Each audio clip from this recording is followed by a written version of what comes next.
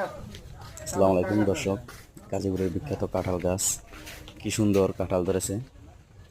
গাছের গোড়া থেকে একবারে মাথা পর্যন্ত দেখতেই পাইতেছেন।